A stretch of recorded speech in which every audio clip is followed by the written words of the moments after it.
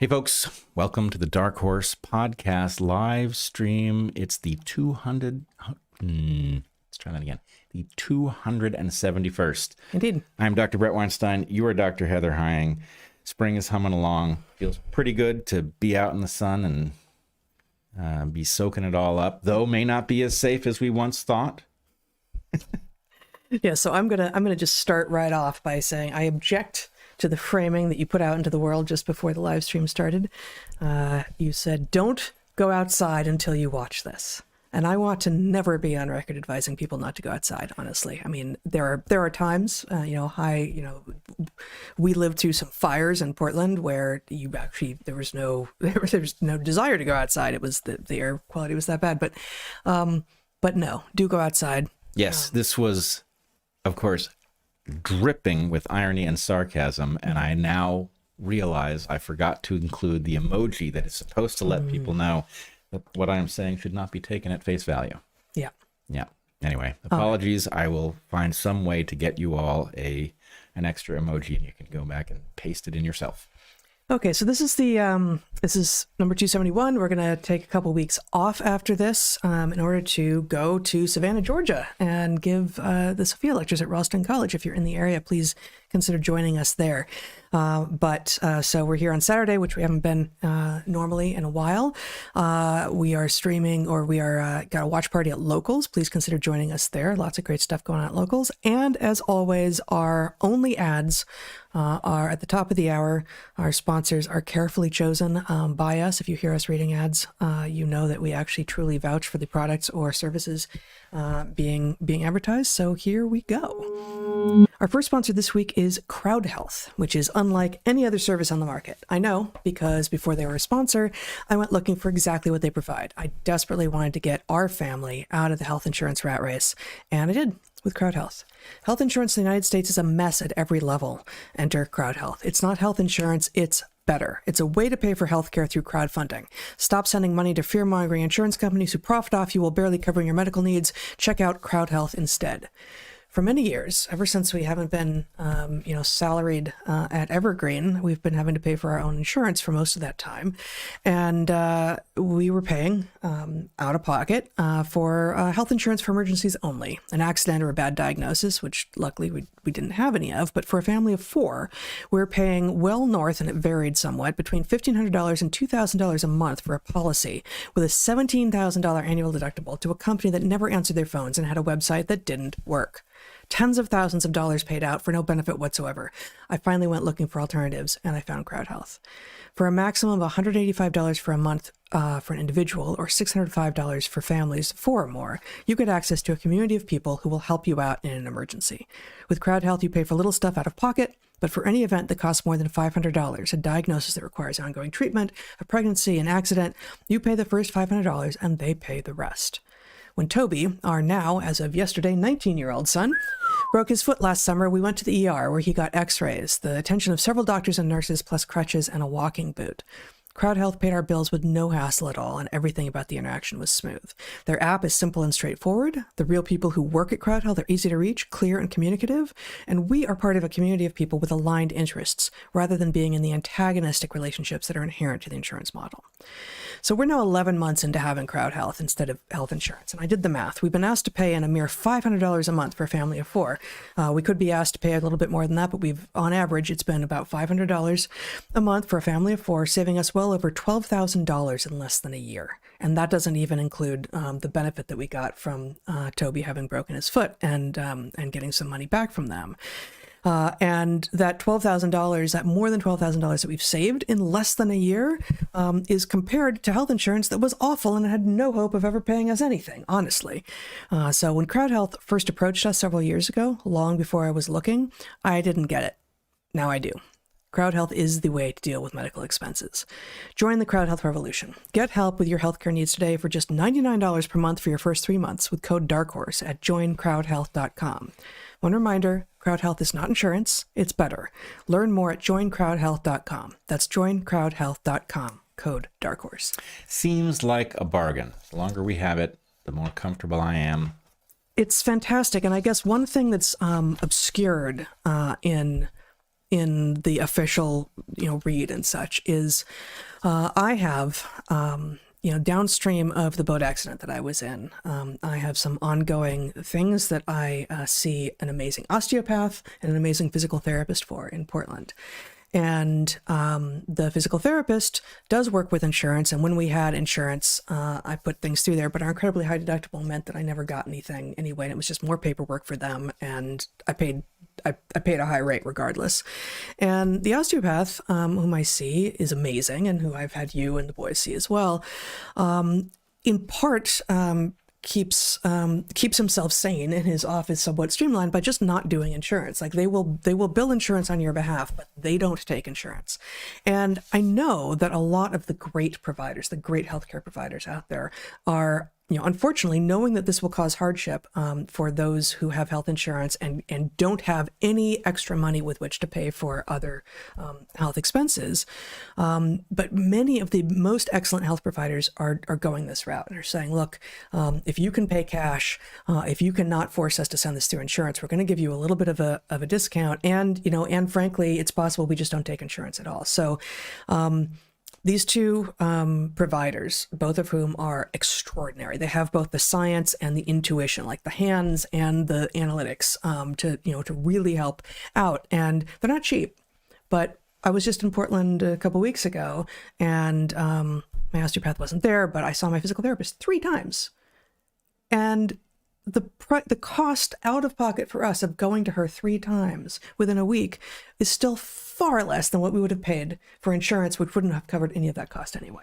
So I guess I was thinking, I did more than the math that I just said in that ad, which is consider if you are now saving so much money, if, the more you were paying, the more you save, obviously,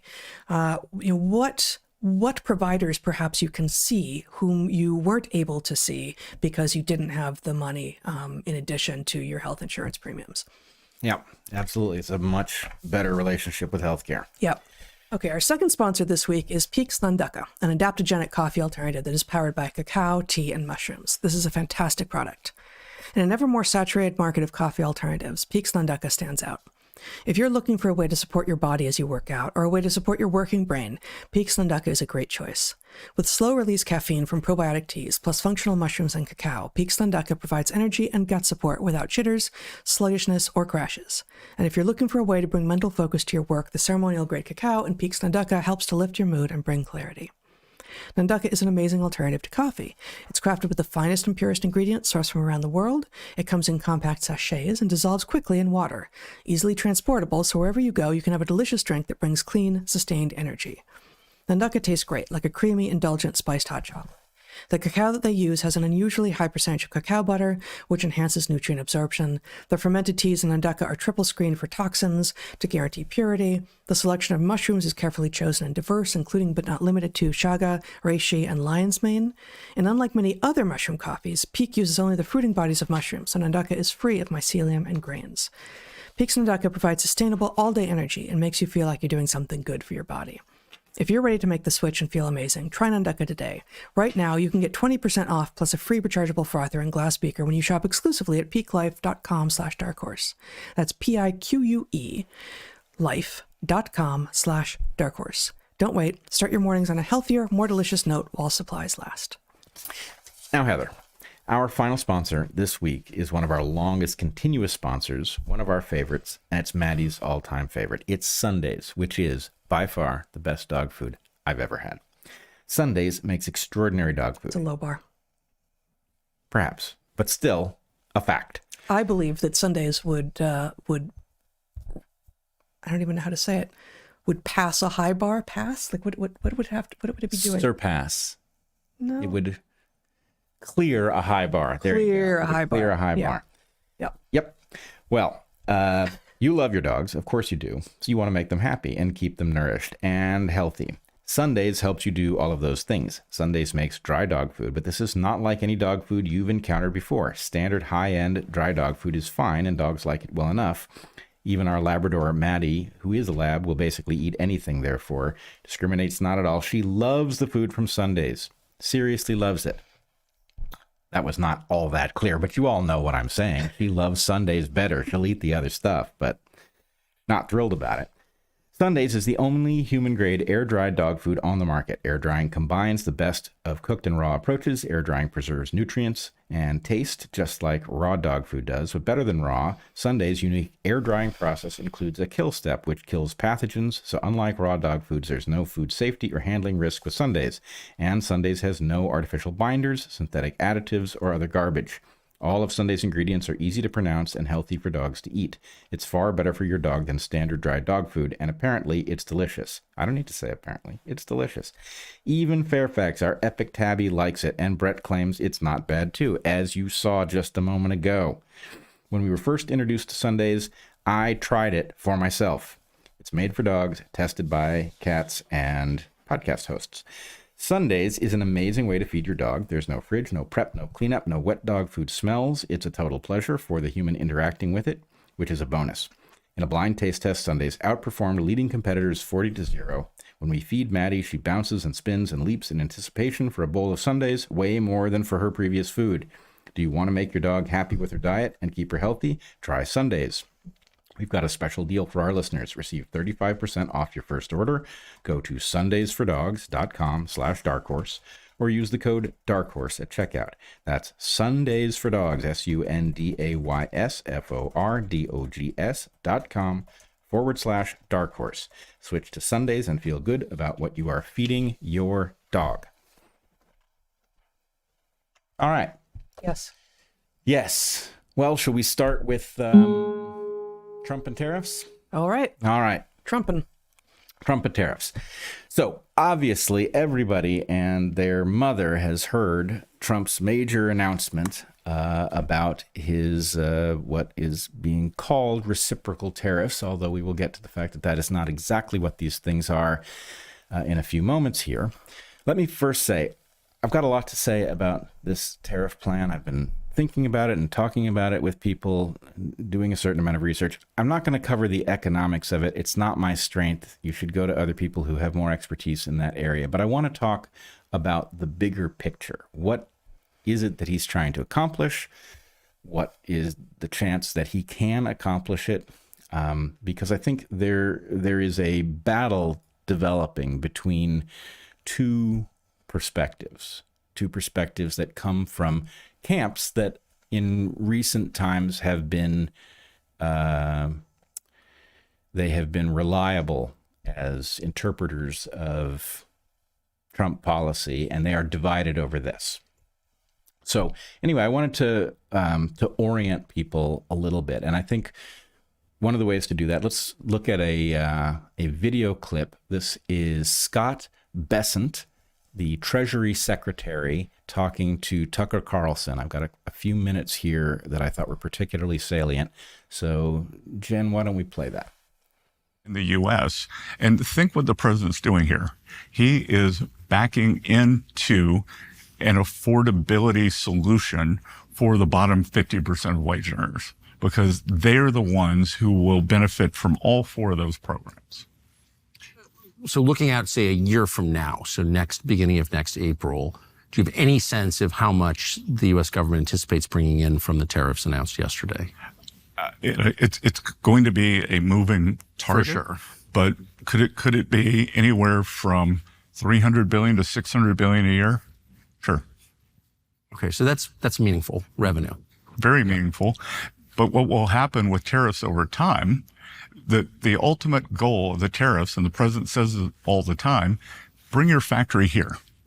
That's the best solution toward getting away from a tariff wall.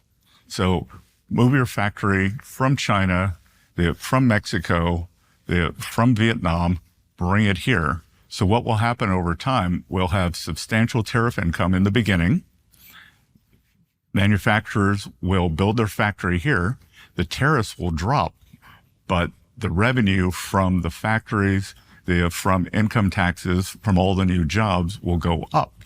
So we'll be taking it in domestically as the tariffs drop. And why are the tariffs dropping? Because we're making it here and our trade deficit's dropping. So you've obviously thought this through. You think that the United States has the necessary labor force for this transition? I think we do. I think with AI, with automation, with so many of these factories are going to be new. They're going to be smart factories that I think we've got all the labor force we need. And what we are doing on the other side, one of the reasons, other than my support for President Trump, that I came out from behind my desk, and I had a pretty good life, and I wanted to come out and really tell people that I was worried about an impending financial calamity, given the high levels of government spending that were leading to high levels of government debt. So what we are doing, on one side, the president is reordering trade. On the other side, we are shedding excess labor in the federal government and bringing down federal borrowings. And then on the other side, that will give us the labor that we need for the new manufacturing, and we're going to relever the private sector. So the private sector, in essence, has been in recession during the Biden years. And this is an opportunity to right-size the federal government and unleash the private sector again, because it's been hemmed down by excessive regulation, and it's been crowded out by the government. All right. Now, go ahead. Well, I'm way out over my skis here. In fact, I don't belong on this mountain. This is really not anything that I claim to know anything about or have expertise in. For me, with the question that raises. So Tucker says, "Oh, but do we have the workforce?" And I'm surprised he asked that question. My sense is of course we have the workforce. We have so many people who are underemployed or unemployed. I have no doubt that we have the workforce, including, as Besant says, with AI, which I'm very concerned about. But I'm the concern, just like with higher ed, if you build a good university, will there be the students? That's not the problem. The problem, similarly, I think, is going to be, just like with higher ed, the problem is we don't have the faculty because we've got generations of people trained in ignorance. And sort of analogously, my question watching that is, but tariffs aren't forever.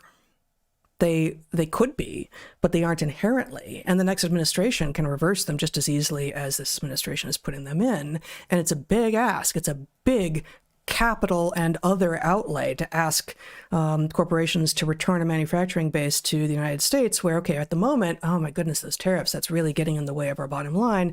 But it remains true, and presumably it's going to remain true for a long time. And this is part of the hope, I presume, of the Trump administration, that salaries and other costs of doing business in the U.S. are just higher than they are in the places where our offshore, where the manufacturing has been moved to. So if there is any sense that the tariffs could be removed in the future, which of course they could be, why would you invest, unless you're just being a good-hearted patriot but not concerned about your bottom line, why would you invest in bringing your manufacturing, your factories back here where the people get paid better?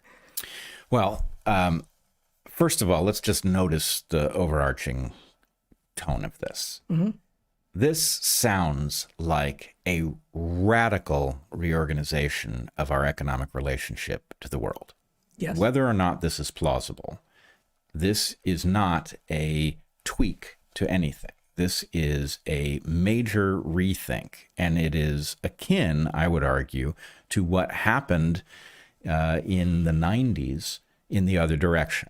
So we had a major modernization of the economy that flew under the heading of globalization that was taken to be sophisticated, and it resulted in us taking a very large manufacturing base and offshoring almost the entire thing to other parts of the world, now largely China. Mm-hmm. So what I'm having trouble wrestling with here, you've got a president who is at a disadvantage. He's got 4 years, and he's really got 2 years because the midterms are coming up. And he's got to deliver something that Americans understand to be a hopeful future quick enough that he doesn't get his head handed to him in the midterm elections, which both because he's personally sensitive to such things, and because it's traditionally taken to be a bad indicator, he can't afford to have the midterms swing against him. And he won't be able to do as much in the second half of his term if he has a Congress that is strongly blue. Right, especially if he's facing new impeachments, which presumably will come along because... Yeah, it's not just how it looks and how he feels. It's, it'll actually get in the way of accomplishing things. So the question is, he is deploying a policy that looks like, if we take it at face value and we imagine and we give it the benefit of the doubt, there is a huge bitter pill that may in the end be worth taking. Take your medicine, deal with the impacts on the stock market, the economy, the upheaval, and 20 years down the road, you'll be glad you did it. That's kind of what this policy sounds like. Yes, but to my question, why do we think it will work, given that there is no way to keep the tariffs in place after a 4-year administration? I think that's a good question. I don't think it's the only question at this level. He's playing a game that has a 2-year time horizon, and the play he's deployed looks like, if it works, it's a 20-year. It's a 2-decade fix. So there's something interesting in that interplay. And it's reversible. I'm going to try to, it's reversible, but he's not going to be, he wants to go down in history as a great president. He does not want to go down in history as somebody who made a mega blunder that had to be reversed by others later, even if that's not No, I meant story. it's reversible within the administration by him, potentially. But there's just not enough time. I mean, he's talking about doing something that is going to radically alter our relationship to the world. And so anyway, maybe we should we should look at the Jeffrey Sachs clip that I sent Jen here so you can see what the other perspective is. What's happening is Donald Trump is succeeding in uniting the world against the United States. And we've actually seen this in recent weeks, some in anticipation of yesterday's actions, though I have to say yesterday's actions were far worse, far weirder, far more arbitrary, far stupider than anybody imagined. So let me be clear about that. But there has been, of course, for weeks, the feeling that the United States is not a properly run country and that things are not in control. And what is happening is that other countries are changing their partnerships. They're discussing among themselves, we can't go on this way. For example, Korea and Japan, which purportedly are on, quote, the U.S. side, met with their Chinese counterparts and said, we really need to strengthen our relations together. Now, that's fine with me because they should. They're neighbors. So I have no problem with that. But that was provoked by what we just heard from a Japanese official. That was provoked by the fact that the United States is utterly unreliable from their point of view. We've had, by the way, again, a good thing in my mind, but a warming of relations between China and India. This, too, is coming about because both countries understand there's some weirdness going on in the United States, and so we should really be on normal terms with each other. This will lead to a warming of relations between Europe and China. The United States, in other words, is just standing alone. No friends in this anywhere. Not our neighbors, not Europe, not Japan, not Korea, not anybody, because this is an assault on a basic system of exchange in which the world operates. And this assault does damage to everybody, starting with the United States. We had the biggest stock market decline because the impact is most negative of all in the United States, but it's negative worldwide. Okay, so here you get the other perspective, that this massive disruption takes all of the things about the global economy that do work and puts them in a kind of jeopardy because nothing is based on the assumptions that all of those agreements were established under. Now, I do want to go back to a third clip. We couldn't get a perfect version of it, but I want to show this clip of Ross Perot in 1992 running against George Herbert Walker Bush and Bill Clinton, where, well, anyway, maybe I'll let it run and you can see what it is I'm arguing is being reversed here. Yes, I'd like to direct my question to Mr. Perot. What will you do as president to open foreign markets to fair competition from American business and a here at home from foreign countries so that we can bring jobs back to the United States?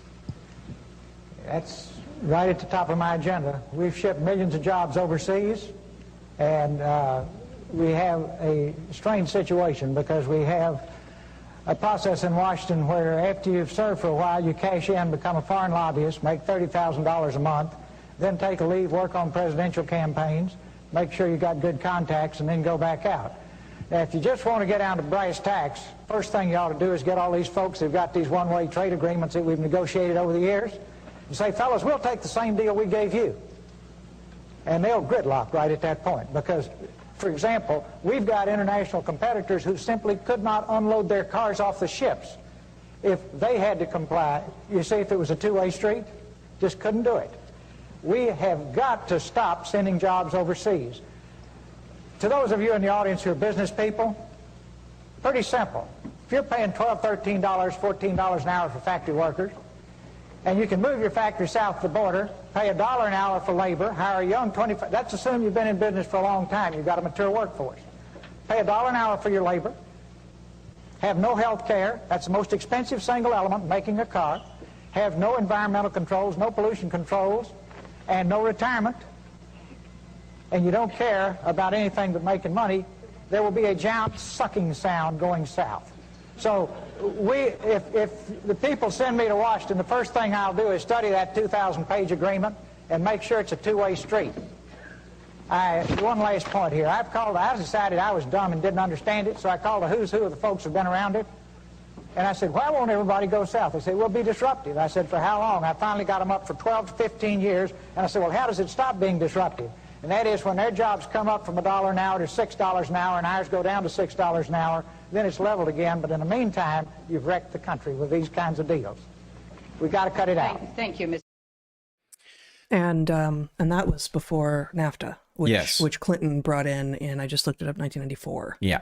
So this was in the midst of the negotiation of what was being called free trade, and Ross Perot quite presciently argued, if you do that, if you negotiate these so-called free trade agreements, what's going to happen is American manufacturing is going to disappear across the border, the giant sucking sound, etc. And I believe that time has proven him right. Right. But so again, it happened. What is to encourage the corporations from bringing the manufacturing base back, given that math is still holds, absent the tariffs, which cannot be made permanent? Well, I don't know whether they can be made permanent or not. What I wanted to argue is that President Trump appears to be engaged in a negotiation, and the tariffs, as announced, are not likely to bring him the kinds of things that we can expect he would be focused on the time frame that we know he has to be expecting them. Okay. A 2-year time frame. So what is really going on is my question. Okay. I do think he is engaged in something remarkable.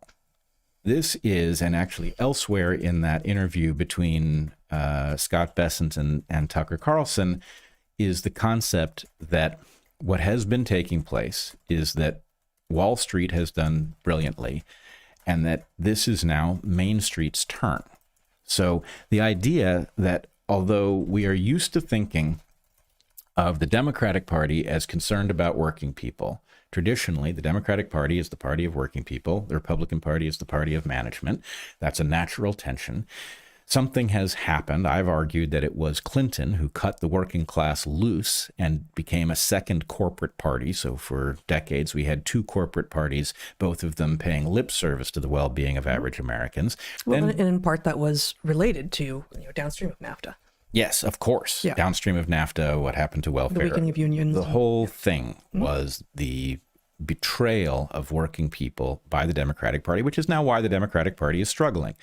If you are defending the well-being of working class people, you've got a winning strategy. That will always be a winning strategy because working people will always outnumber everybody else. So why is the Democratic Party not doing that? Because the grift is good. Because the racket that they've got running is so profitable that it is worth paying the price of being politically hobbled in order for them to capitalize on the corruption.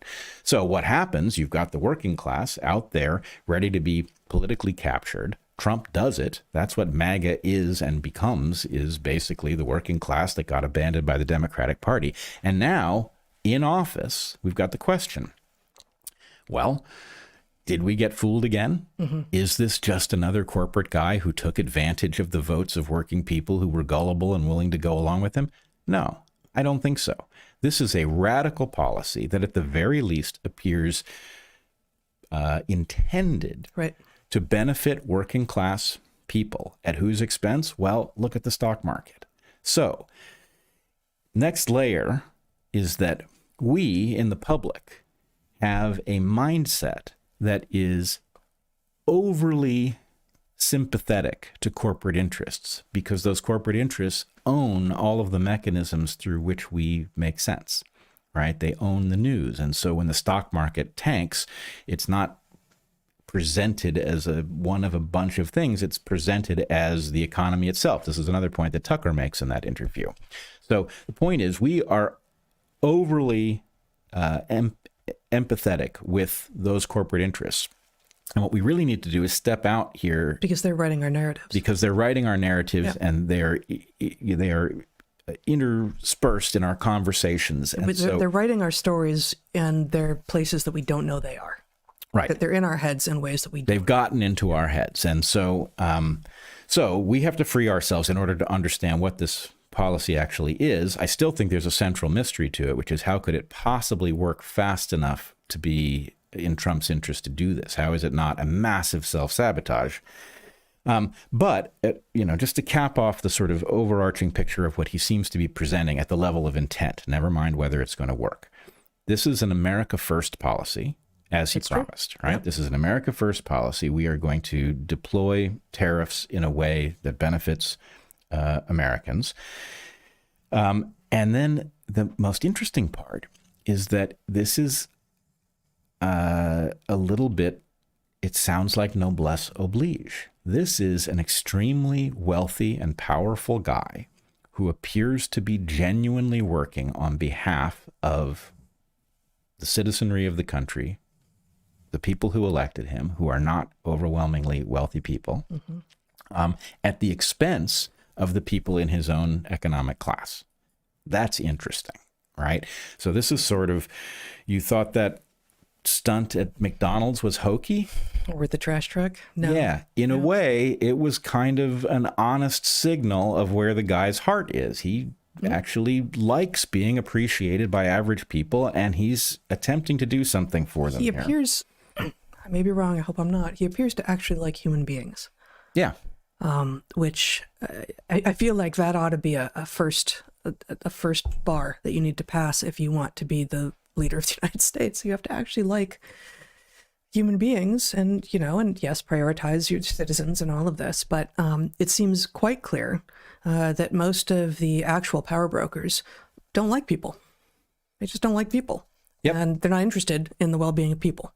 And that's a travesty and a tragedy. And I have never, even 8 years ago, when I couldn't imagine ever being in favor of Trump being in office, never read him as someone who was working against the will, working against what he saw as what was good for the people. Even if I, at that point, and many people couldn't imagine how this would be good for people.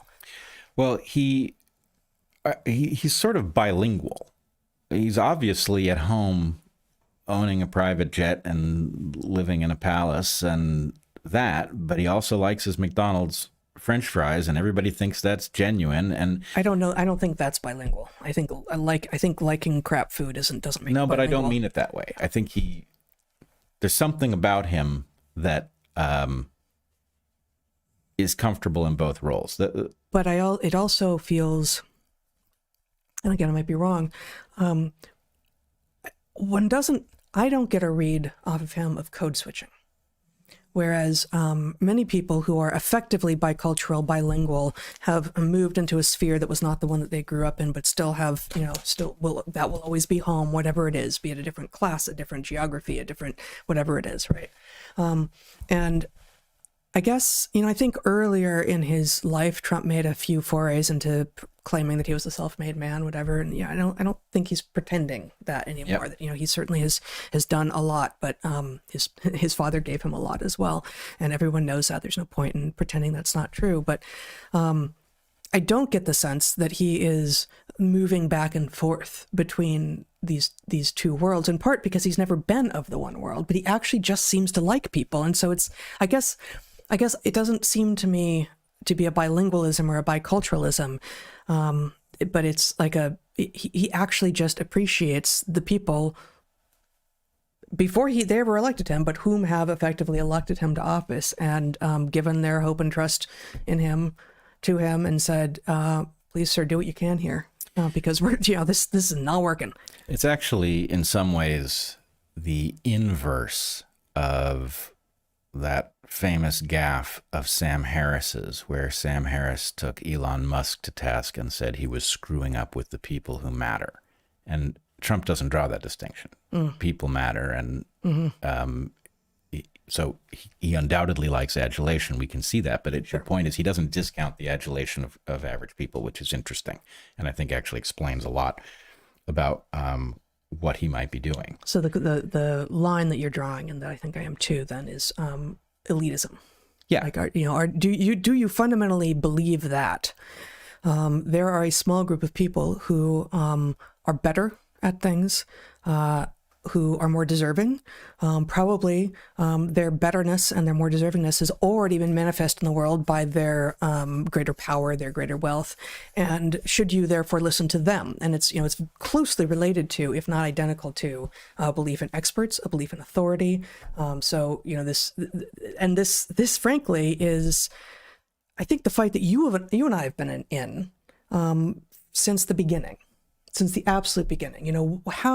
How is it that we were very happily doing work at a college that was explicitly not elite? Yep. Given our, pedigrees, where, we could have, gone someplace else. And my logic choosing there was, I don't want to only teach the children of rich people. Yeah. I'm not interested. No, you're right. It is quite parallel. And the fact is, you once you do that, you understand, actually, there's a tremendous amount of good to be done here. It never felt like, you and I never wanted to move to some other college that was more elite, because the fact is, teaching people who were in more need of good teachers was rewarding. And it's fundamentally more interesting.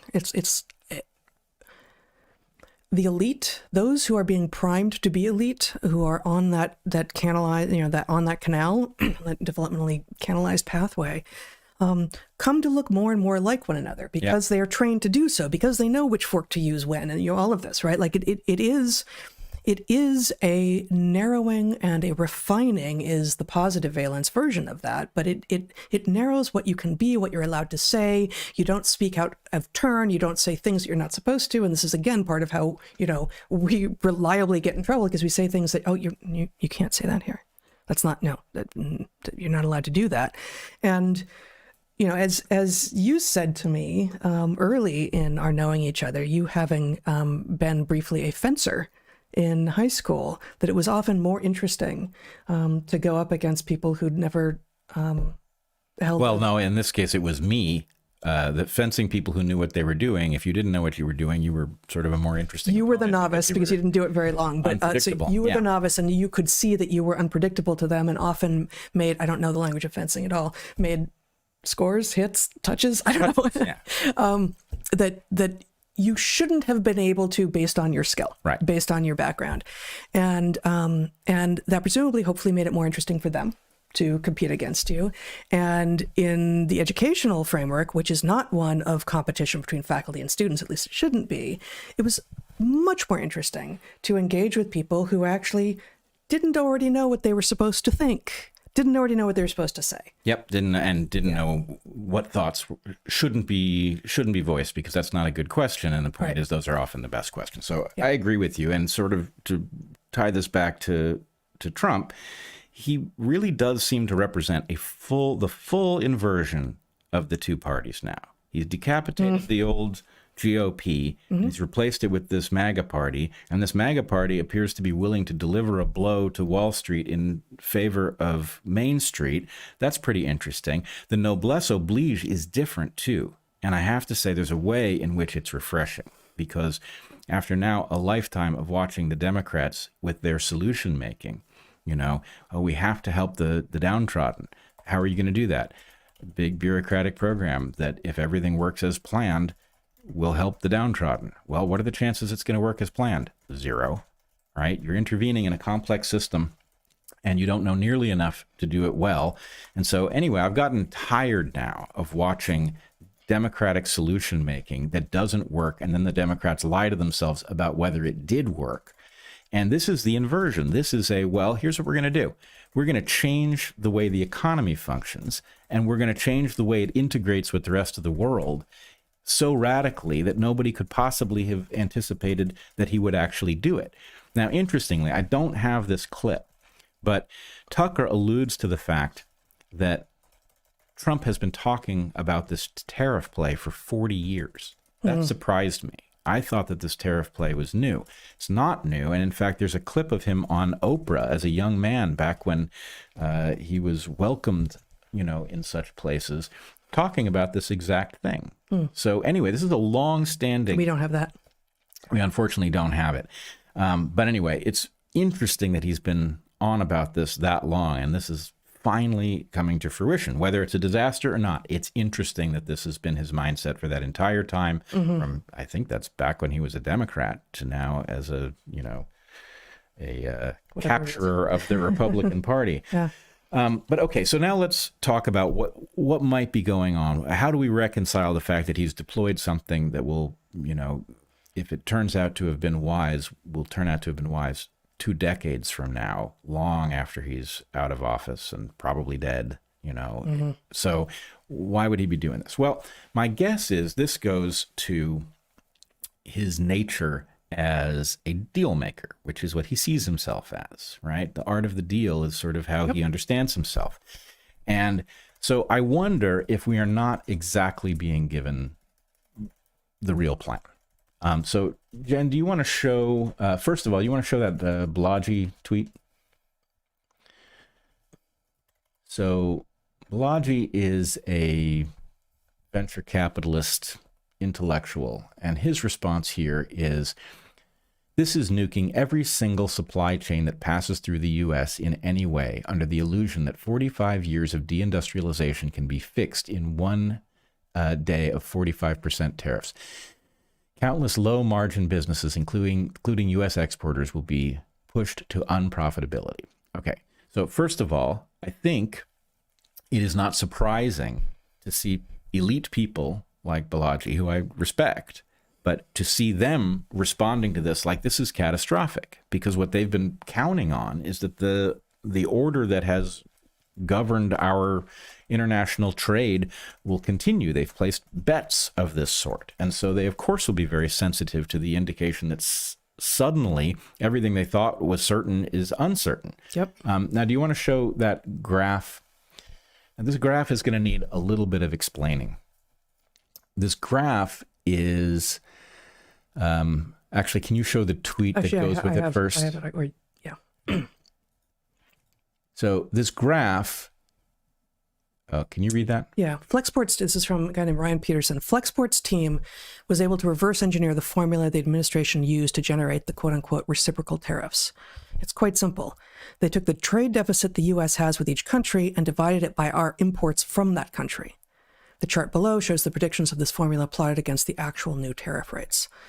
And if we can go back to that graph now, it's I mean, they're right. It's clearly they figured it out. It's simple. It's They a line. Like they have to have. There's nothing invariance on They that. have to have exactly nailed the formula in Right. order for it to come out as a line rather than a scatter. Yeah. Now I know you're going somewhere here, but when I saw this, Yep. the thing that jumped out to me, because it's at the very top right, is Oh, yeah, Madagascar. I see it. Right. Yeah. And so again, it's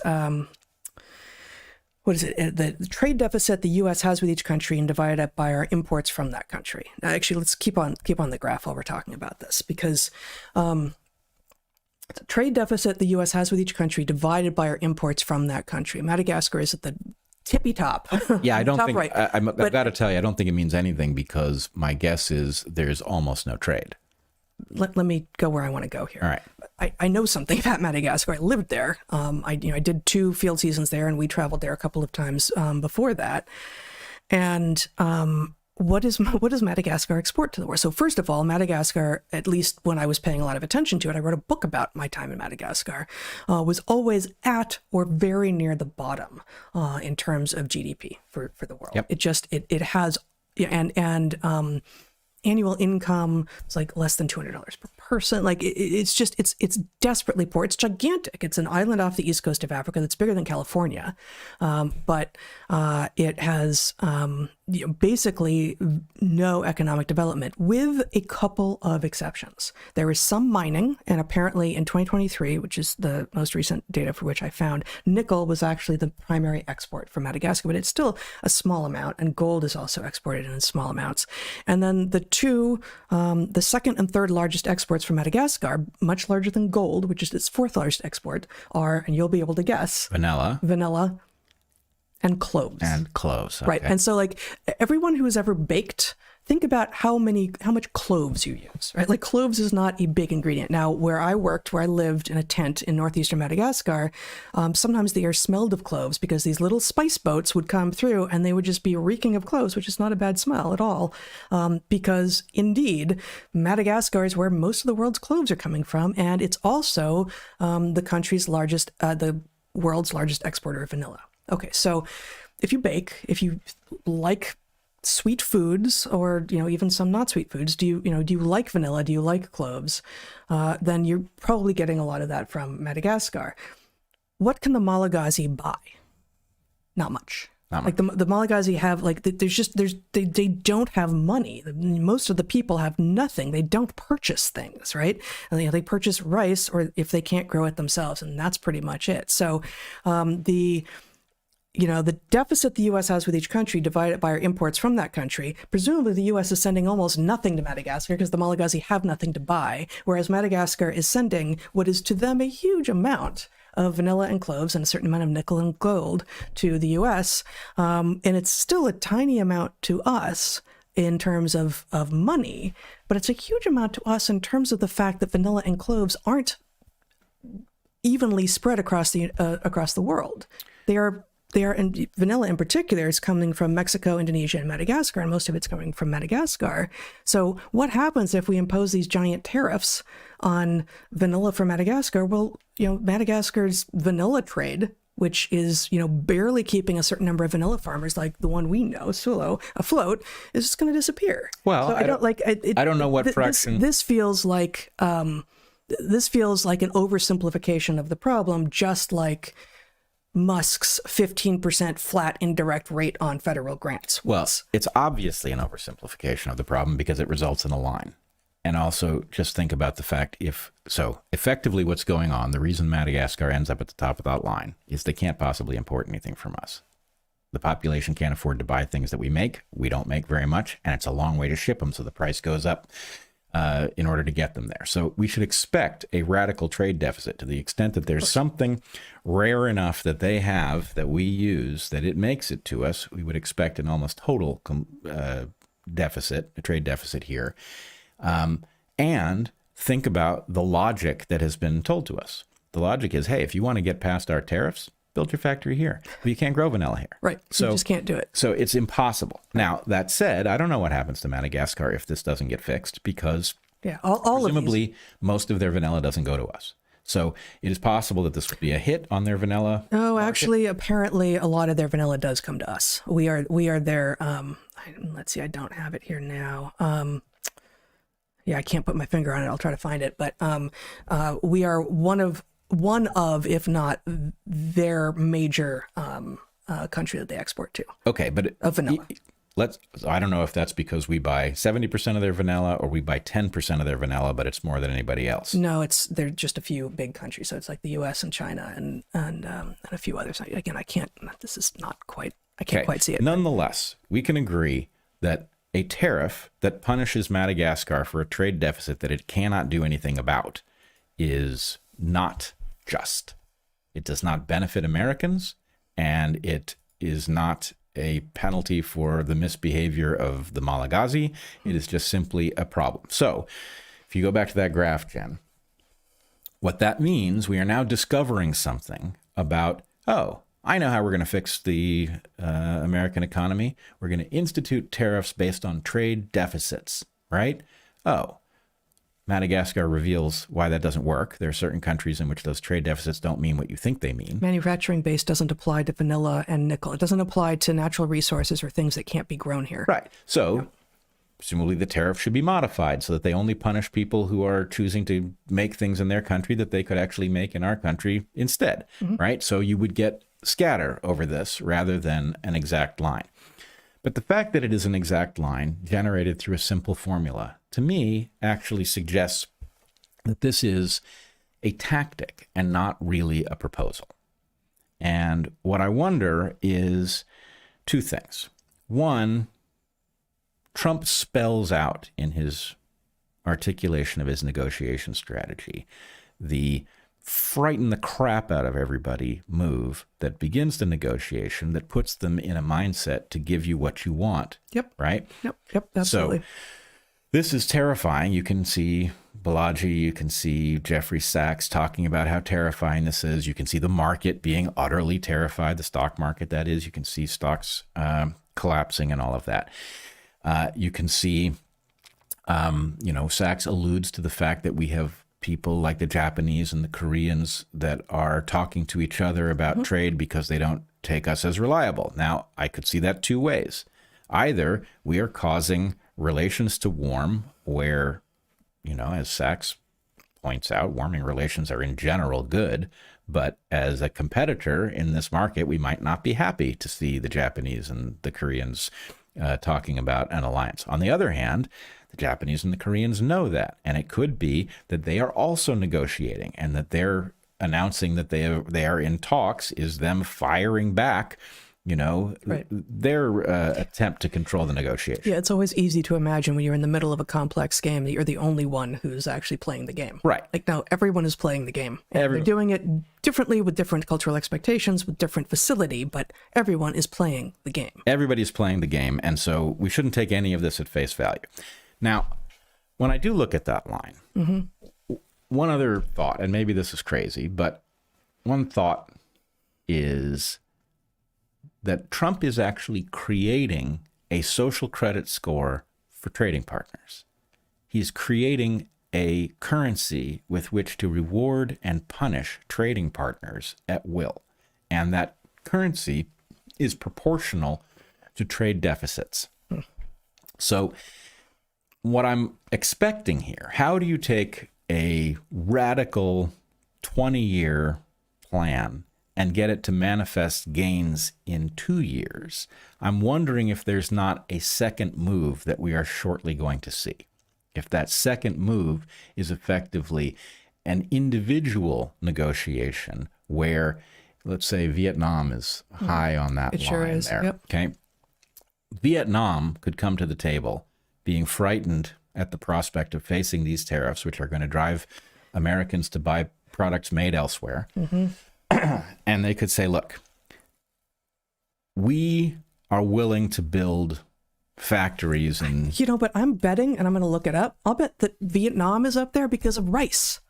Oh, Vietnam exports a lot of manufactured goods. Do they? Yeah. Okay. So anyway, you could imagine that this line is effectively a threat, a credible threat.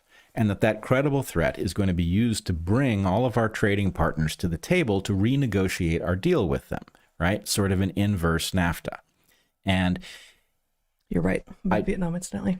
What'd you say? You're right. Broadcasting equipment, integrated circuits, office machine parts, computers, broadcasting accessories, exporting mostly to the United States and China. So if you imagine that the next phase of this is a negotiation with each of these partners or with coalitions of these partners in which they announce their plans to create a factory in, Illinois, a factory in Michigan, whatever it is that they announce, those factories don't have to be up and running in 2 years in order for the political benefits to accrue to Trump, because it will be understood that actually he has successfully brought the world to the table, and that they are going to now do something that will ultimately, I think, be to the benefit of the American citizen, the average American citizen. Having products made here creates much better jobs than we have for the working class portion of the economy. It has a lot of benefits. It also increases the overall tendency towards having a skilled population. We lost that when the jobs that remained were like food service and checkout clerks and stuff like that. No, I mean there's obviously benefit to having people be gainfully employed in ways that feel to them like they are being productive and that they are being treated well. I guess and I hope you're right. That this is basically both a strategic and a tactical move to get everyone to up their game and come to the table, and then we'll end up with a non-line sooner rather than later. The line, if it's that, good. It concerns me for the reasons that I went into with regard to Madagascar, because I just know Madagascar, that it suffers from, if it's not the kind of strategic move that you are saying, that it's the same kind of honestly complicated machines style thinking that the tech utopians are bringing to the table at cost of, yes, our humanity, but also at the cost of an understanding of the complex ecology of the planet. The distribution of resources is not uniform. It never will be. We have hemispheres, we have seasons, we have the jet stream and trade winds and different biogeography of things that grow natively in places and things that can be taken out of their native places and grown elsewhere. But the idea that we should be excited about aiming for a world in which everything is uniform, everything is homogeneous. We could just get our meat grown in labs, and it doesn't matter how long the supply chain is, because it's all dead. It's all a creation of humans that doesn't matter where its origin was, or what its development was, or how it lived. And this is not just going to be a problem for tariffs and trade. It's going to be the death of humanity. What is going to be the death of humanity? This tendency to homogenize, to make generic, to imagine that there's uniformity of distribution of stuff, of things, of ideas, of beauty, of growth, of all of the things. And that we can just, again, the 15% indirect cost rate on federal grants that DOJ wants to impose on all the grants coming out of everywhere, NSF, NIH, everything. The straight line, I like your hypothesis. The straight line, the simple numerator over denominator. We drew a line. Here it is. Your move. I like that as a hypothesis. I hope it's right. If it's not, it's further evidence of this oversimplistic, complicated versus complex. We can just logic our way out of everything thinking that is a hallmark of, frankly, the 20th and 21st century. Some would say it's a hallmark of the Enlightenment. I don't think so, but it's a misunderstanding of what science is and of what logic and analysis and rigor can be. Yes. I don't want to hold them responsible for it unless that's actually what's going on. So I think it's very early to say what their plan is. I do think the fact that the plan they have described can't possibly provide returns on the timescale that we should expect them to be focused on at this moment is telling. Frankly, if they did this in the second 2 years of what will be Trump's last term, that would make more sense if it was a 20-year plan that designed to make Trump victorious in history. But in the first 2 years, it's pretty interesting. It's a very radical move. And so I don't know that this is the result of that oversimplification.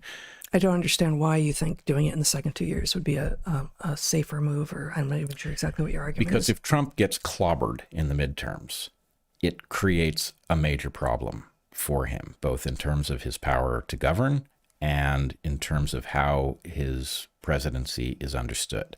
So if the midterms were safely behind him, if he did a bunch of things that were popular, got through the midterms without getting clobbered, and then did something radical that had a 20-year time horizon that would result in his name in history books looking better, sort of the way Reagan was a very different figure in real time, and history, whether it's right or wrong, has understood him to be more insightful than he was understood by many at the time.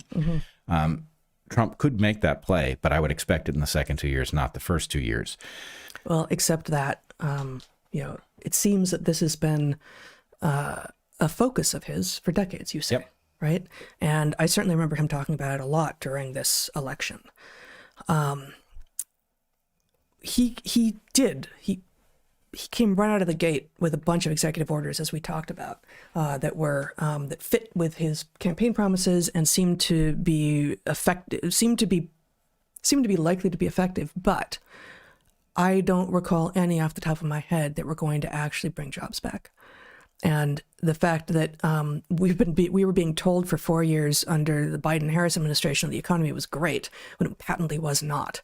When people were losing jobs and people couldn't afford groceries and people couldn't afford their mortgages and all of these things, that I think Trump actually is trying to make good on the broader campaign promise, maybe never made explicit, which is we're going to help Americans.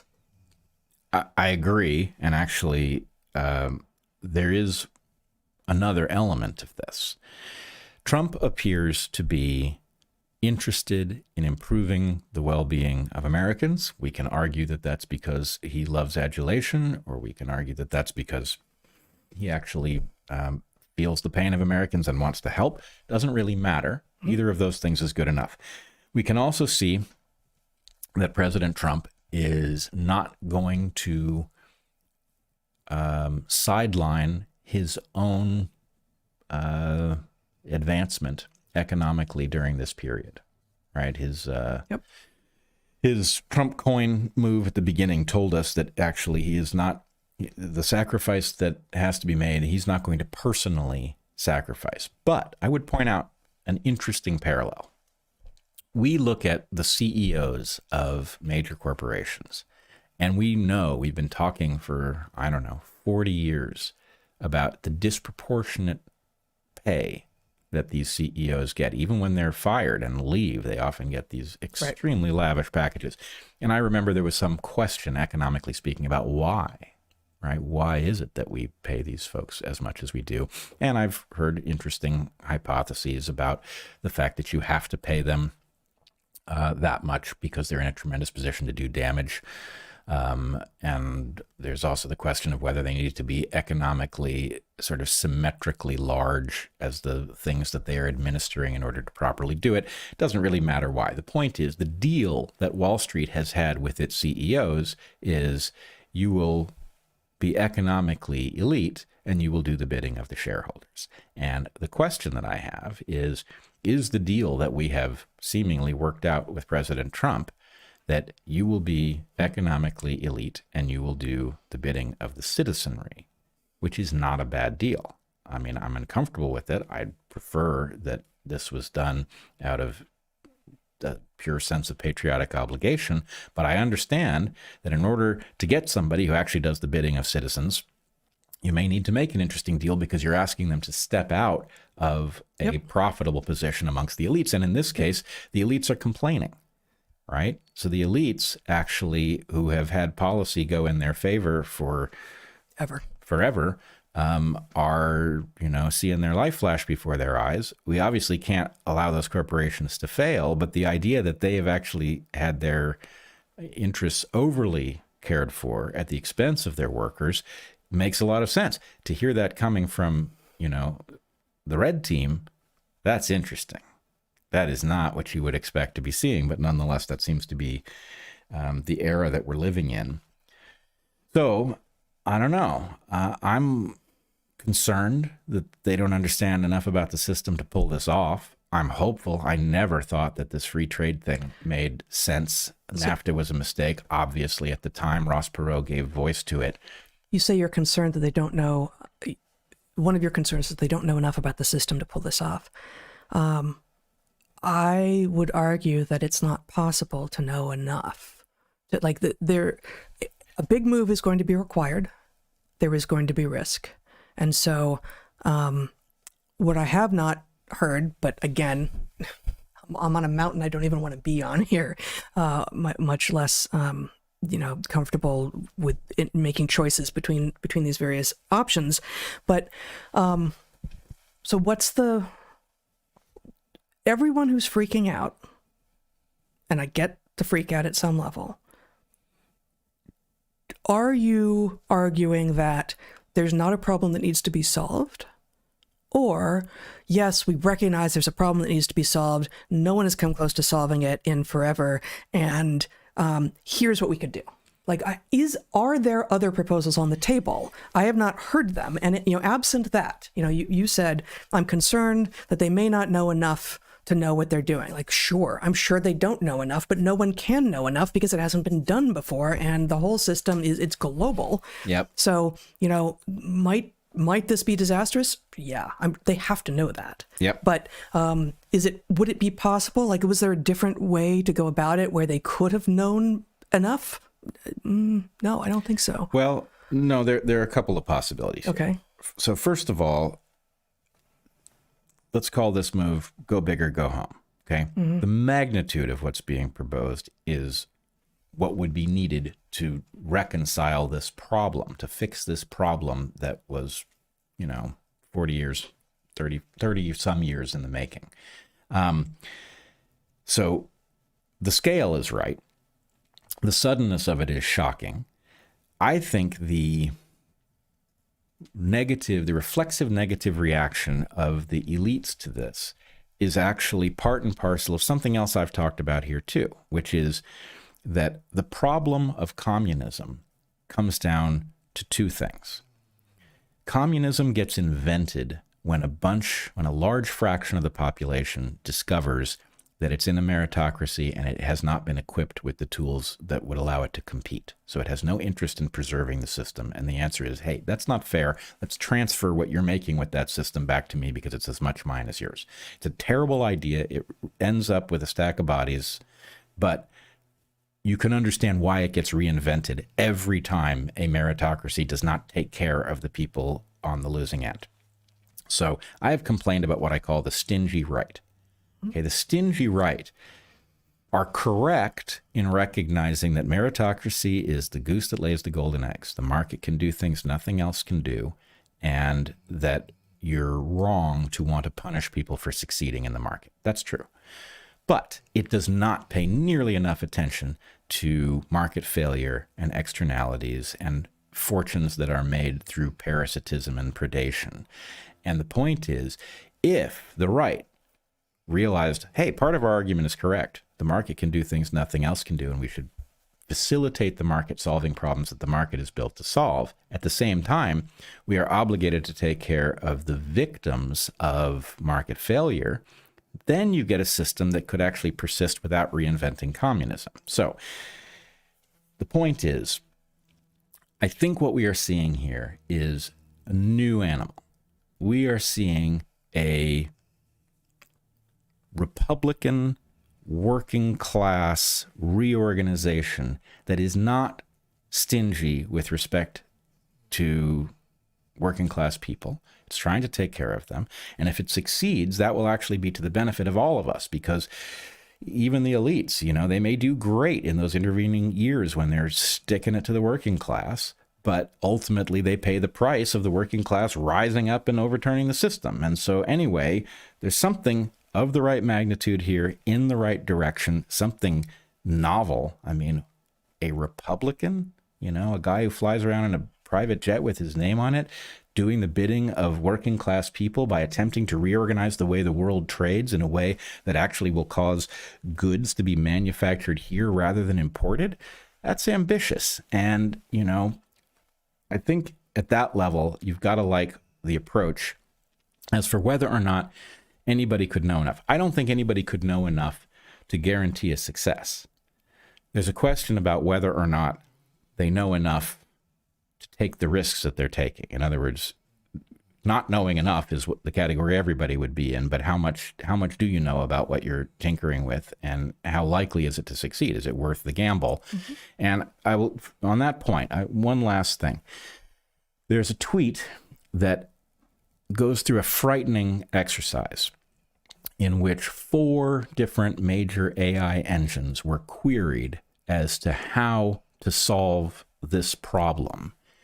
So the tweet here from, is it Rohit? Mm-hmm. Says, this might be the first large-scale application of AI technology to geopolitics. What does that say? It's for AI tech names. Okay, I guess. So 4 engines, including 4003, High, Gemini 2.5 Pro, Claude 3.7, and Grok, all give the same answer to the question on how to impose the tariffs easily. And then, so the tweet presents these 4 answers just to show that they all come up with the same thing. And what kind of answer is it? I can't. You're not going to be able to read it on the screen. Is it like what they've done or no? Precisely. And that's the problem. So why is that the problem? Well, it means one of 2 things. It either means that they've found the canonical solution and they're deploying exactly the only rational thing to do in this situation. Or that they asked AI. Yep. But but it's not. Scary. It's not sure. But it's one of 2 things. It's not inherently that. Yeah, I agree. And I'm hoping that this is the canonical answer and that we're just not allowed to talk about it because, that's the way the social environment works. But nonetheless. And I don't know enough. I haven't messed with AI really at all. And I've never compared stuff between what do you call them, engines? LLMs. Yeah. I don't know to what degree they tend to agree. I found this shocking. I haven't done all that much playing with it either, but I found the level of agreement surprising. I don't have a baseline to compare to, so I can't be surprised without knowing what it looks like in other situations. All right. Very good. Therefore, maybe not inherently canonical at all. It's just that one answer starts to happen, and then all the other AIs sort of cluster around it. Good. All right. Well, I think that's everything I wanted to present on this front. All right. You also had some other stuff to talk about with regard to AI, or we could do that now. I guess that probably, given that we're on the subject of AI, it makes sense to do it. Yeah. Okay. So the next thing is I happened across the demonstration of a new AI video engine and its capability. And I'm going to show you, can we show the tweet and then show the 2 examples from it? So this is apparently a Chinese engine, and what it does is it takes a photograph of a person and allows you to take an actor, and then it will cause the person whose photograph you have taken to act out and say the things that the actor separately said and did. Mm-hmm. And I was shocked at its quality. So, and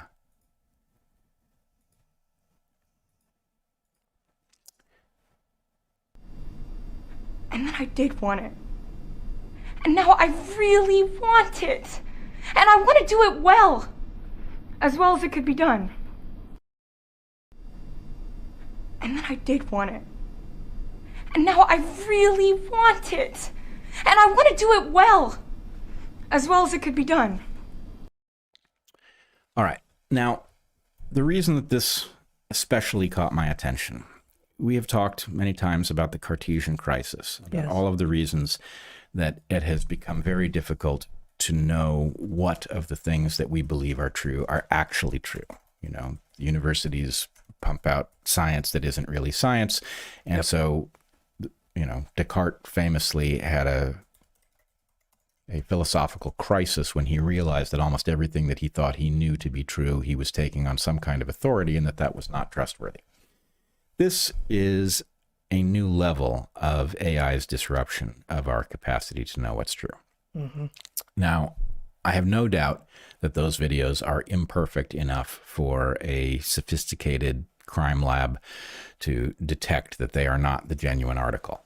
But that's for now. I don't, let me just say, I don't know who the second actress is, but the first one is Marilyn Monroe. Yep. Obviously. And you've got some actors we don't know the name of doing something, and they have the AI do the famous person through this actor's manifestation of it. That doesn't look like Marilyn Monroe to me. Like it looks like her phenotypically, but that's not the way she acted. That's not the way she emoted. Yep. So there again, with this reductionism and this like back to numbers that we can count, and therefore we can build another, a whole human from it. Like that's not. There's more. There's more there. No, but I think you're missing my point.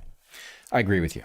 I wasn't responding to your point. I was responding to that, saying I don't buy it yet. Okay, but here's the thing. That thing apparently animated a photograph. Mm-hmm. Suppose you trained one on you, having sat in front of a camera for who knows how many thousands of hours, and it picks up every nuance. I hope it's not thousands. Anyway. Hundreds at least. Yeah. You could train an AI on the particular nuances of an individual's facial movements, body movements, intonations, all of those things. Yes. And that is only a matter of time and compute. Yep. These things will eventually become indistinguishable. And the point I wanted to make is that it's a world that many of us have seen coming since this AI revolution dawned, and even before, where, do you want to live in a world where somebody can, with a computer, take an image and porn and cause a person who didn't consent to it to apparently enact the entire thing? I don't want to live in that world. That's a sucky world. It's pretty hard to see how we're going to stop it. Mm-hmm. But even worse is the question of what the hell happens to evidence, right, that you did or didn't commit a crime based on the ability to create a undetectable fake of what appears to be video documentation of you committing the crime. And then one step beyond that is what we are seeing here. If you project down the road 2 years, right? 2 years of refinement of this model, 2 years of learning how to train it so that it actually does reproduce an individual's movements and intonations and all of that. Is compromat about to become worthless? Because who's to say whether that was actually you or... Got the goods, I got the video. Right. And I don't know. So... Maybe you do. I didn't. I say I didn't do that. Right. You show me a video, I say that's not me. Yeah. Prove it. Now, of course, there are technologies that have been proposed for addressing this world, technologies in which everything that you actually do gets lodged in a blockchain so that it's unfakeable. If it's modified, you can say, hey, that wasn't me. Here's the original or whatever. Okay. So that's going to happen. It has to at one level. There's a lot of things. That's a nice play in the arms race. Okay. Yeah. There's a lot of things that we can't know. What happens if something shows up that appears to be evidence and it's not stamped? How do we understand it? How does the court adjudicate whether or not it constitutes any kind of evidence at all? Yeah. Right. These are difficult questions. So anyway, I just think the rate at which we are crossing, we are well over the event horizon. Yeah. The rate at which we are now opening new territory of things that worked for some reason that suddenly are in jeopardy because of this is amazing. And anyway, I wanted to call attention to it. Yeah, I mean, I had, it feels to me like a related sort of revelation this week, which is at a much lower level. It has to do with attribution of words to people, quotations, where I ended up separately, independently, and it wasn't until the third one that I realized that I had been in this thing 3 times already this week. I had these quotations from people that I was thinking that I had, I was working with for the book I'm writing, for the lecture, and they were really good. And whereas everything else I was working with, I had pulled the quotations from the book that I was reading or the paper that I was reading. These had sort of come to me through the ether, and I'm going to share them. They are from Einstein. The intuitive mind is a sacred gift, and the rational mind is a faithful servant. We have created a society that honors the servant and has forgotten the gift. It's good. You've probably heard it. Yeah. Right? From Anais Nin, who I enjoy. She said, apparently, life shrinks or expands in proportion to one's courage. Great quote. And from T.S. Eliot, only those who will risk going too far can possibly find out how far one can go. And I've read a great quote, right? Like, and I've read a lot of, I've probably read more Anais Nin than the other two, but I've read some T.S. Eliot, read some Einstein. I know, I have a sense of who all these people are, and I really resonated with the thoughts in each of those quotes, and it felt like them. Just like, that video kind of felt like Marilyn Monroe, right? Like, it felt like them. But I didn't find those quotes in the source material. I don't remember how. Like I said, they came to me through the ether. So I went looking and I couldn't find them. I couldn't find them. And I finally asked AI. I asked Grok after I had tried and tried and tried and tried. And in each of those cases, what Grok returned to me was, yeah, probably didn't happen. Probably didn't happen. And they, it sort of explained like, oh, there was this thing, but then, the actual quote is from a book after he died. And there's and it's like, yes, you're right. It does feel like the person, like Einstein, like Anais Nin, like T.S. Eliot.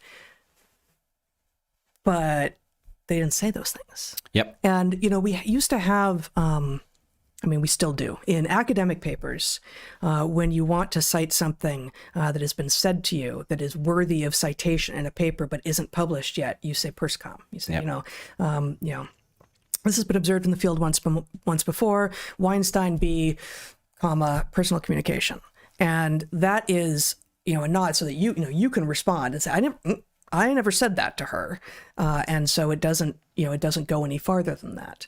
That is why I was always, with my students and in my own work, so emphatic about being super careful with citation, because we have things in our heads that we think are true, and they're not. The Cartesian Crisis has been going on for a long time, and it's just like jumped levels with the AI and with the videos. But all of those they're good. They're meaningful quotations that meant something. And I wanted to share them here today and then sort of wipe them from my consciousness, because it's not that the ideas aren't valuable, but in part we quote people because it's the idea in combination with the person. You get like a little you get a little bump in the importance of and memorability of the thing if it's a quotation from someone who is themselves famous. And if none of these people ever said any of these things, well, then you can't cheat that way. You shouldn't be able to cheat that way. Yeah, no, you can't cheat that way. And it's amazing what a large fraction of the things that we repeat that have been said by so-and-so weren't really said by them. Right.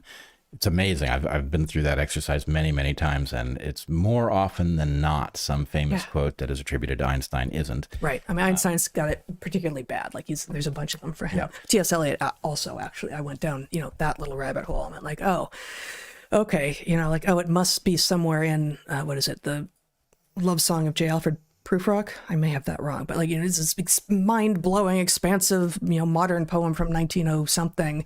They're like, oh, it's probably in there somewhere. Like, well, actually, mostly it's not. Yeah. Right. Well, I'm beginning to think that the Cartesian crisis may go back as far as Descartes.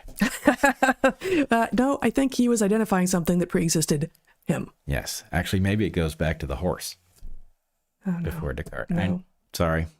I take it back. Yeah. I mean, it might with regard to the horse, but the horse at least isn't wondering about these things.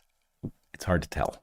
Hard to prove he's not. That's my claim. Yep. That is my hypothesis. The horse is not wondering about these things. No.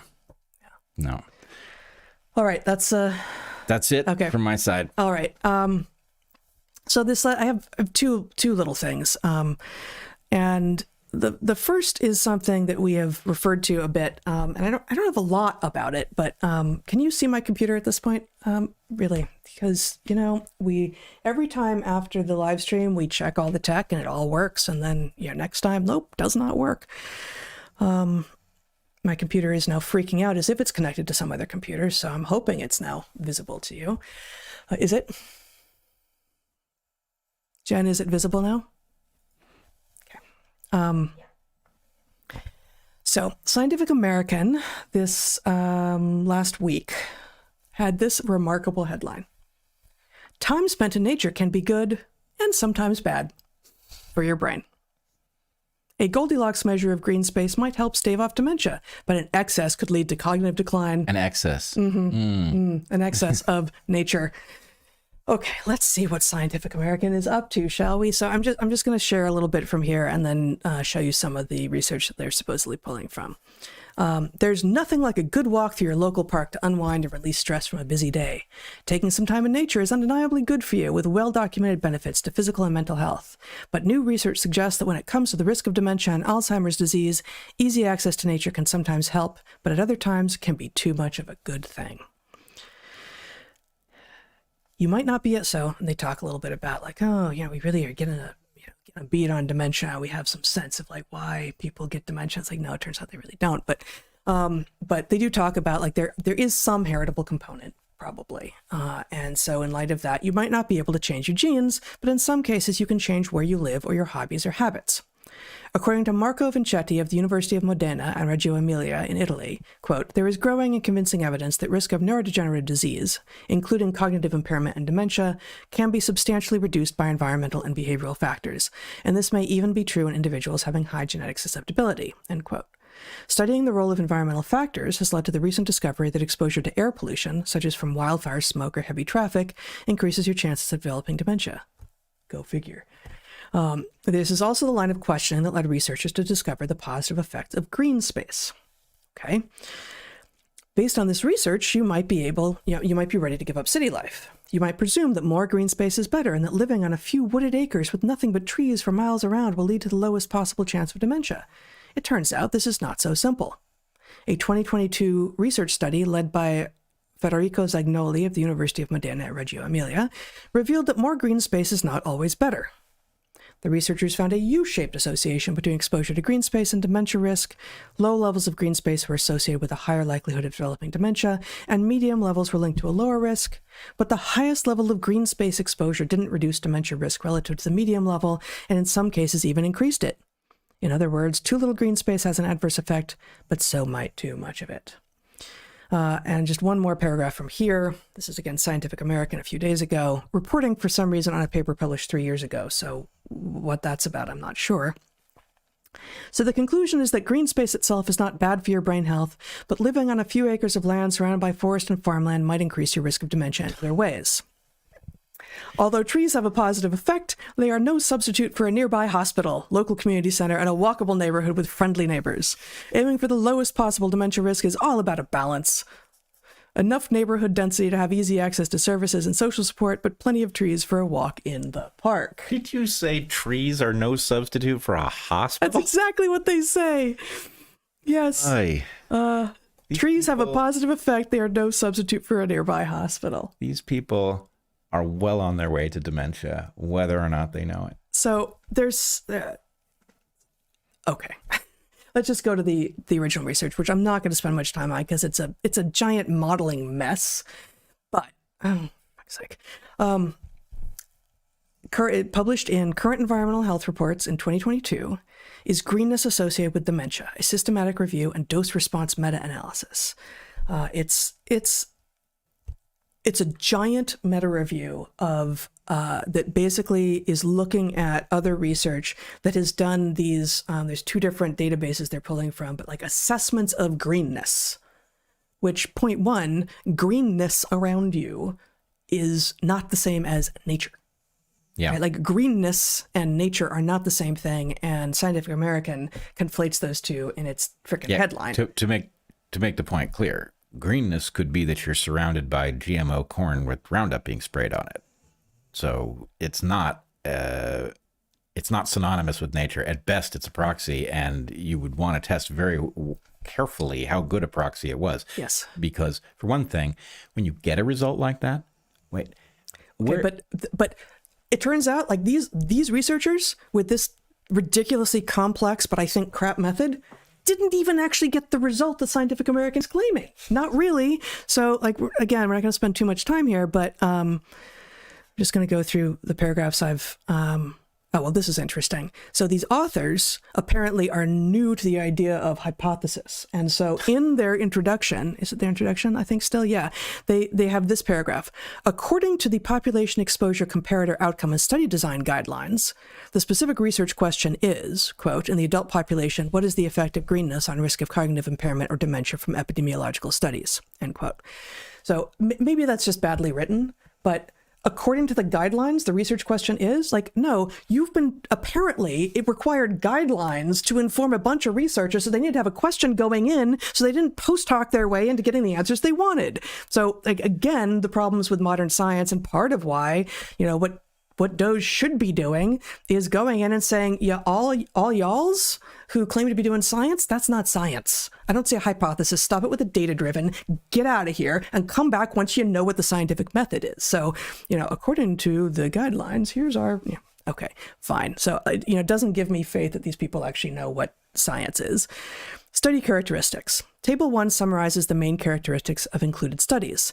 The publication period ranged from 2015 to 2022. 3 studies were conducted in Europe, 2 in the UK, 1 in the Netherlands, 5 in North America, 2 in Canada, and 3 in the US, 3 in Asia, 1 each in China, Taiwan, and Hong Kong, and 1 in Australia. So first off, we've got, it seems great. Oh, it's global. But like, do you think that green space might mean something different in the Netherlands than in Hong Kong, than and where in the US exactly? Like, actually, in this case, I think you want to control for what kind of thing is around you and what green space might mean. So right away, I don't have a lot of faith that this method could possibly reveal anything interesting. Sorry, on through here. Here we have, in their results, the dose-response curve between dementia and greenness, as measured by LULC, showed a lower risk ratio for the intermediate range of exposure, between 0.2 and 0.8, with the lowest RR of around 0.8 and a greenness level of 0.5. Like lots of whatever, it doesn't matter. At the highest levels of greenness, there was little evidence of protection, with the RR approaching and slightly exceeding 1. 2 of the 3 included studies, demonstrated a U-shaped relation, while the other suggested no association.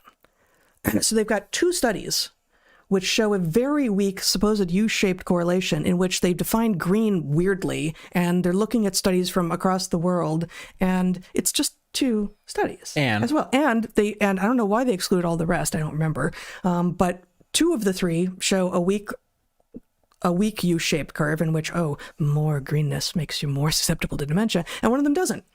Right. So the one that doesn't raises all sorts of questions about why the relationship isn't there. And yes, the fact that this hypothesis is preposterous on its face. Yeah. Right. But again, so I shared with you their hypothesis, and they did not hypothesize that they were going to find higher rates of dementia with more greenness. Yeah. They had a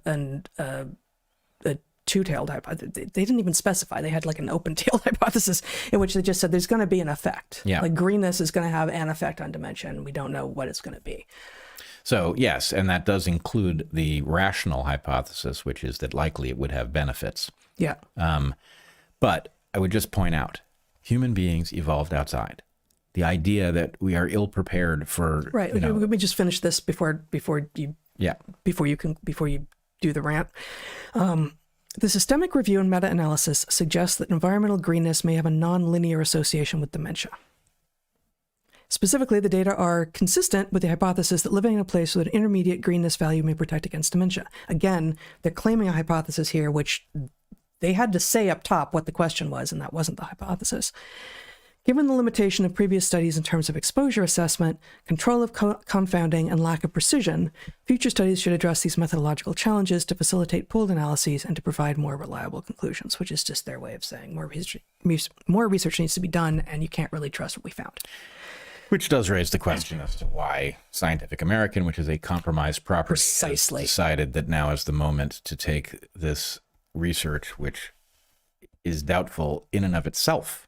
It doesn't. That conclusion says we don't exactly know what happened here. Yes. It doesn't make a lot of sense, and yet Scientific American is touting it as if it provides some sort of guidance about how to live your life, Right. which it clearly doesn't. So, once again, the headline from Scientific American this week was "Time spent in nature can be good and sometimes bad for your brain," arguing specifically for a Goldilocks measure of green space. And they've made several errors here. And I can have my screen back here so I can make sure I know what the errors are. They have conflated green, which is what the original research was looking at, green, weirdly defined, but green with nature. Green is not the same as nature. There's like this methodological bullshit in the original article, which is complex and stats heavy, and being generally surrounded by green doesn't mean that you're actually experiencing it, right? Like that doesn't, so if you look out on a GMO cornfield, that's supposed to be like, choosing to go out on a walk 3 times a week? I don't think so. And these big, messy, gross in terms of like too large, too gross tuned categories are what big data likes to traffic in. But it means that more and more of the science that we are seeing is just unreliable and wrong.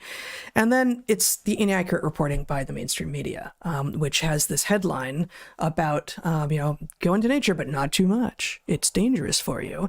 And the original research finds a little tiny correlation in a couple of the studies that their big meta review is supposedly looking at, and not at all what Scientific American is reporting. Yes. So, problem after problem after problem.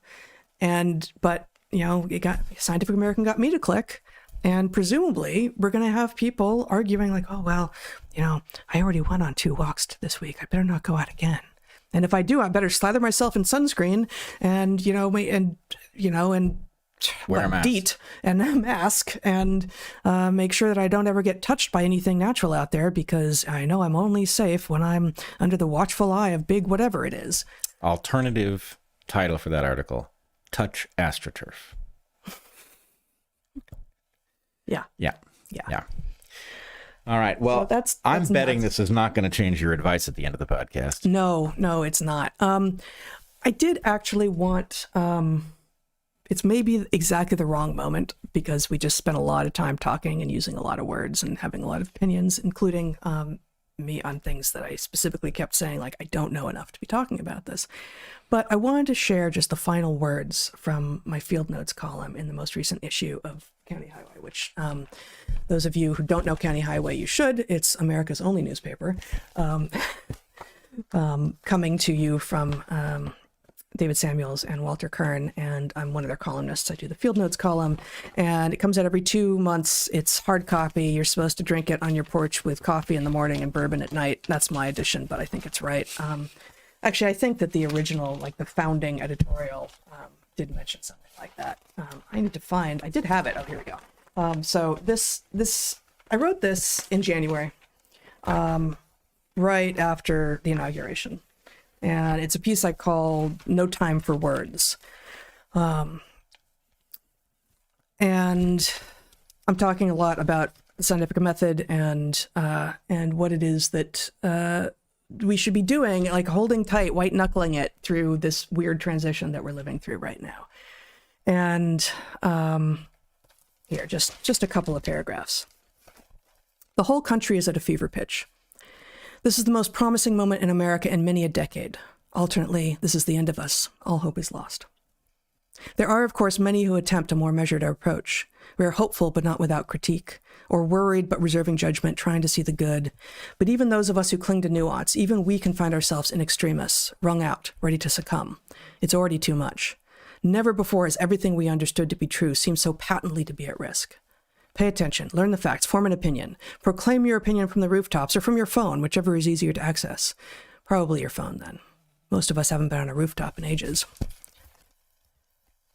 Perhaps this is part of the problem, then.